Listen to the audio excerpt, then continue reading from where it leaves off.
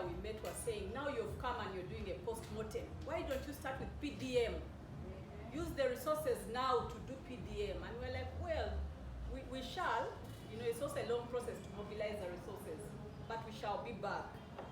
But regardless of the fact that COVID was an eating bonanza, we shall not stop asking the questions that we need to ask as an academic institution. From the morning's discussion, what came out clearly as some of the findings that we got is that there was a lack of clarity on the reporting and accountability. There was a proliferation of entities all running around claiming to have the mandate over COVID. And the result was that some of those who were legally mandated, such as the LC5, were rendered redundant. So the legally established structures were pushed on the side, as we saw other structures that had been established for COVID taking up the space. This also was evidence of the fact that therefore we have weaknesses, not only in our legal frameworks, but also in the policy frameworks. We saw presidential directives taking the effect of the law, and putting aside the law.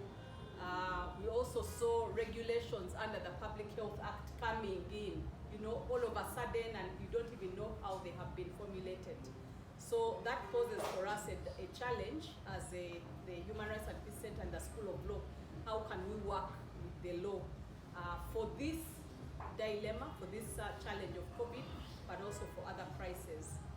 Other than that, there's also been the issue of the challenges in the process, issues of disbursements, procurements, information sharing and coordination.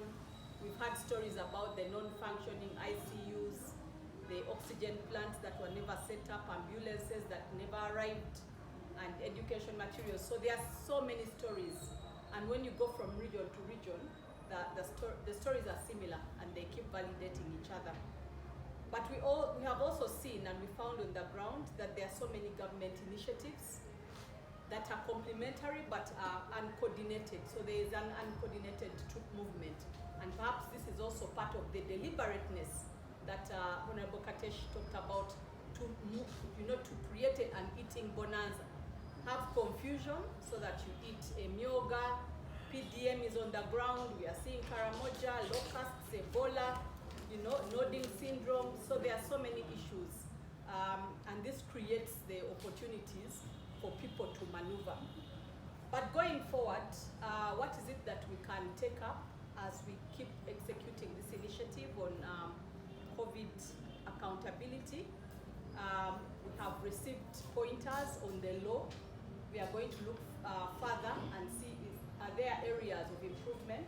For example, in the Public Finance Act, how can we work within the law?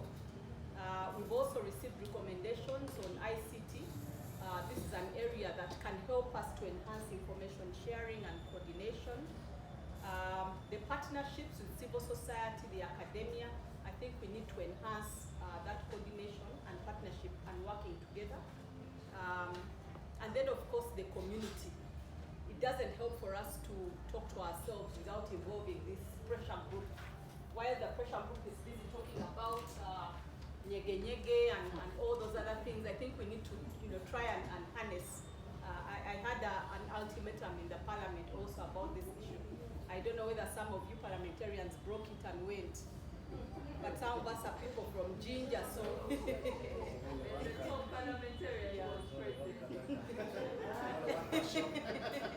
Yeah, but you see how these things catch the attention of the youth especially. We need to see how to bring on board our young population so that we interest them in the issues that really matter. And then, of course, at the end of the day, we will really appreciate to have you as the voices, as our champions that we can work with. We look forward to supporting you as the School of Law with research, with information. We also look forward to receiving information and pointers from you.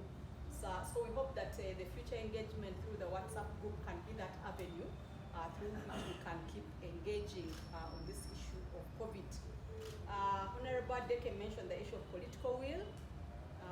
She said that there are people in Parliament who sit on the front bench and they give no answers. I will also pass it on to my principal. I don't think I'm mandated to talk about political will. I know it's a problem I don't know what we can do about it as Makerere University and the School of Law. But what I can say is that for us, we all play our part. If you want to infect an elephant with malaria, you keep biting and making small mosquito bites. I believe that through the Taco initiative, we are also biting slowly through the information, through having this engagement.